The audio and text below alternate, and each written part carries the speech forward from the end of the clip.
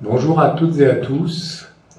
Agrotransfert a invité la Direction régionale de l'alimentation, de l'agriculture et de la forêt à conclure ce webinaire auquel vous venez de participer. Et c'est avec grand plaisir qu'en tant que directeur adjoint de la DRAF, j'ai répondu à cette invitation, et ce à plus d'un titre. Tout d'abord, il me faut rappeler, même si vous l'avez sans doute déjà évoqué, que la mobilisation de la biomasse est un enjeu pour le ministère de l'Agriculture et de l'Alimentation, et notamment à deux titres. Celui, d'une part, de l'atténuation du changement climatique à travers la séquestration du carbone et puis la substitution des énergies vertes aux énergies fossiles. Mais c'est aussi un enjeu, et je m'attarderai plus sur celui-là, pour améliorer la résilience des exploitations agricoles, et notamment parce que la mobilisation de la biomasse incite les agriculteurs à diversifier leur système de culture et leur permet aussi de diversifier leurs sources de revenus. Et pour ces deux raisons, la résilience des exploitations agricoles peut en être améliorée.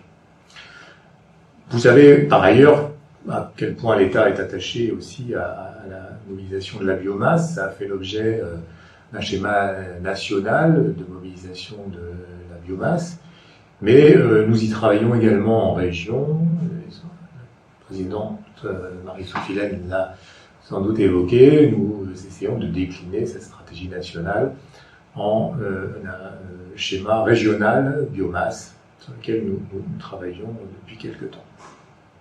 Mais au-delà de ces cadres nationaux ou régionaux, la mobilisation de la biomasse, nous le savons, passera par la mobilisation des territoires, par la mobilisation des acteurs dans les territoires, par l'émergence de projets concrets à des échelles différentes, et y compris des micro-projets dans les territoires. Et c'est à ce titre que le projet Philabium et la démarche Philabium nous intéressent particulièrement. Et je veux en souligner ici, en conclusion de ce webinaire, quelques acquis principaux qui nous semblent très importants. Le premier, c'est que, au fond, le travail qui a été conduit pendant 5 ans, il a permis d'élaborer une base de référence, une base de données qui sont aujourd'hui très utiles pour accompagner le développement de la bioéconomie et le développement des projets de valorisation de biomasse. Parce que cette base de référence, elle a été forgée en s'appuyant sur, d'une part, des plateformes agronomiques qui ont couvert la diversité des systèmes agronomiques de la région, et en tout cas les 4 principaux. Et puis elle s'est appuyée aussi sur des territoires pilotes sur lesquels des projets concrets, visibles, ont été mis en place et permettent de démontrer l'intérêt de la valorisation de la biomasse dans différents domaines, l'énergie ou par exemple avec le lin, la plasturgie. Et on a là, à travers ce réseau de sites, un effet démonstrateur, une réelle puissance, un effet vitrine pour inviter à l'émergence de nouveaux projets et fournir des références utiles pour ces nouveaux projets. Au-delà de cette base de référence, et notamment ces projets, la démarche Philabium fait la démonstration également qu'on peut trouver localement des compromis entre les visées agronomiques, les visées économiques et les visées environnementales des projets de valorisation de la biomasse.